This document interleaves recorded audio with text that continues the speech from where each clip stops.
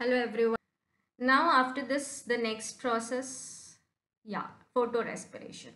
As I told you, photorespiration तब होगा जब प्लांट पे बहुत ज़्यादा ऑक्सीजन एक्यूमुलेट होने लगेगा. और ये ऑक्सीजन कब एक्यूमुलेट होगा? When there is lot of heat. If there is a sunny day, let's say, and plant, because on sunny day don't want to lose water, so they shut down their stomata. जैसे ही stomata close होगा, exchange gases exchange नहीं होगा और water भी बाहर नहीं जाएगा. Gases exchange नहीं होगा तो ऑक्सीजन की कॉन्सेंट्रेशन काफ़ी ज़्यादा बढ़ जाएगी इनसाइड द प्लांट. अब यहाँ पे जो हमारा एंजाइम है Rubisco, ribulose bisphosphate carboxylase oxygenase, this Rubisco enzyme, क्योंकि ये कार्बोक्सिलेज भी है और ऑक्सीजनेज भी है, तो ये कार्बन डाइऑक्साइड और ऑक्सीजन दोनों से इंटरैक्ट करता है. बट अगर कार्बन डाइऑक्साइड नहीं है, अगर कार्बन डाइऑक्साइड और ऑक्सीजन है, तब तो ये, अगर दोनों की भी इक्वल कॉन्सेंट्रेशन है तो ये कार्बन डाइऑक्साइड से पहली प्रायोरिटी है इसके इंटरैक्ट करने की.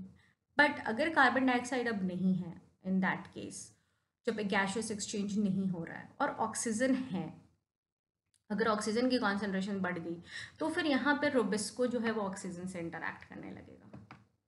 सो Rubisco enzyme start interacting with the oxygen. When the Robisco interact with the oxygen, so RUBP binds with this oxygen, it takes this external oxygen and then it forms two product. Phosphoglycerate एक तो ये बनेगा ही, जो कि आपका पहले भी बन रहा था C3 साइकिल में, लेकिन यहाँ पे दो फॉस्फोग्लिसरेट नहीं बनेगा. फॉस्फोग्लिसरेट एक बनेगा और दूसरा एक डिफरेंट कंपाउंड बन जाएगा जिसको हम बोल रहे हैं फॉस्फोग्लाइकोलेट. अब ये phosphoglycolate, this process takes place in chloroplast. So photorespiration सिर्फ एक पार्ट को इंक्लूड नहीं कर रहा है, it include 3 different organelle, as you can see: chloroplast, peroxisome and mitochondria. You can learn it as CPM.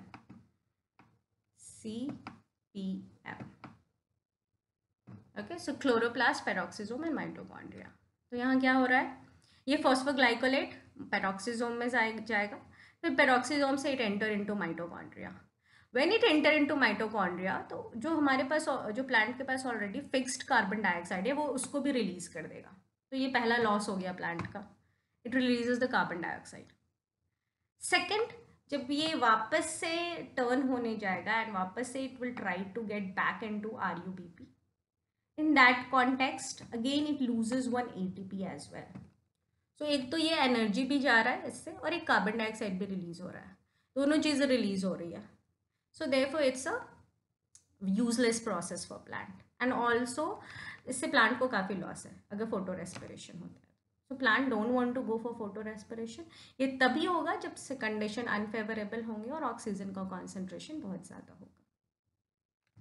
Now if you understand photo respiration, let's go to the next.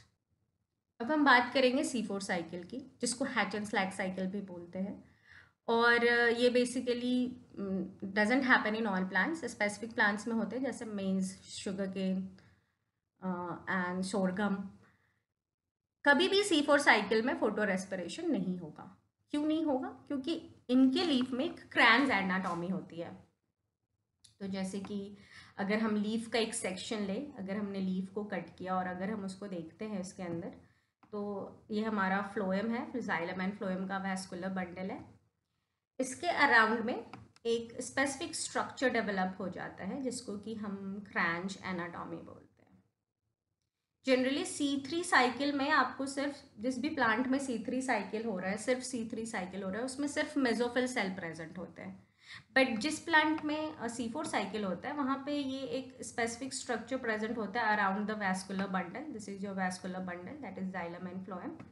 इसके around में एक specific structure present होता है. ये bundle sheath का एक structure है जिसको कि हम क्रैंस एनाटॉमी बोलते हैं. और इसके आउटसाइड में हमारे पास मेसोफिल सेल है. This is the mesophyll cell. अब क्या हो रहा है यहाँ पे, अगर स्टोमेटा ओपन करते हैं हम, ठीक है, if you open the stomata, तो यहाँ से क्या हो रहा है, अगर ऑक्सीजन एंटर हो रहा है, अगर let's say oxygen getting entered or even if the carbon dioxide is coming, तो ये कार्बन डाइऑक्साइड और ऑक्सीजन मेसोफिल सेल तो ले लेगा, बट ये जो बंडल शीट है, it can not allow the oxygen और carbon dioxide to enter.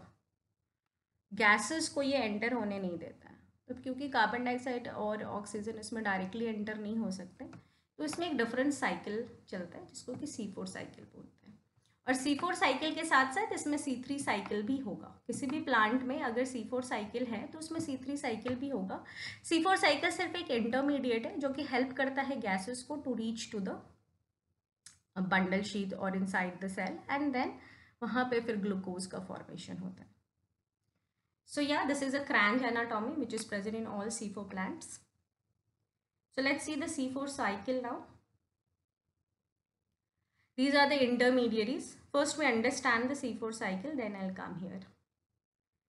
Yes, so first you can see it has a mesophyll cell, right? So mesophyll cell में carbon dioxide आया from outside through stomata, वो तो वहाँ पे आ जाएगा। जैसे ये अगर लीफ है तो यहाँ पे यहाँ पे सेंटर पे तो क्रैंच एनाटॉमी है, ये बंडल शीथ और अराउंड है वैस्कुलर बंडल के, और यहाँ पे आपका मेसोफिल सेल है, ठीक है। तो मेसोफिल सेल में कार्बन डाइऑक्साइड आया, वो वाटर से कंबाइन किया, कार्बोनेट बनाया।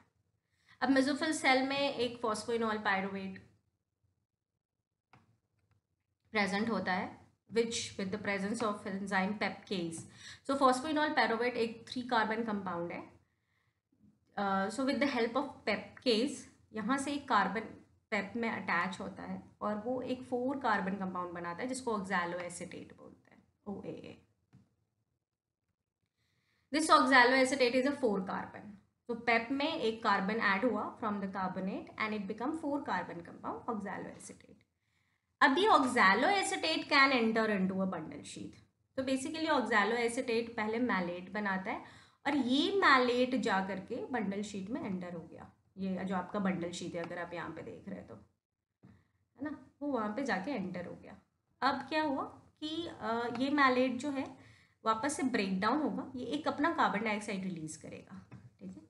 ये कार्बन डाइऑक्साइड एंटर करेगा C3 साइकिल में। यहाँ पे रुबिस्को प्रेजेंट है in the bundle sheath, Rubisco is present, ठीक है, और RUBP प्रेजेंट होता है बंडल शीथ में इन C4 plants. This is about C4 plants.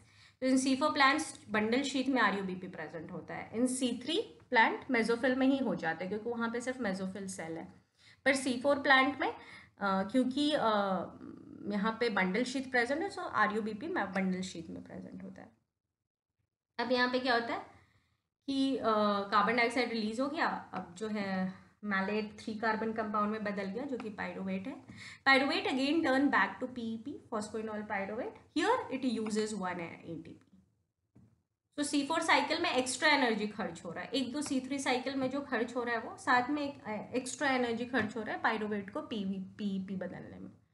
सो ये ज़्यादा एनर्जी यूज कर रहा है C4 cycle. I hope C3 and C4 cycle are clear.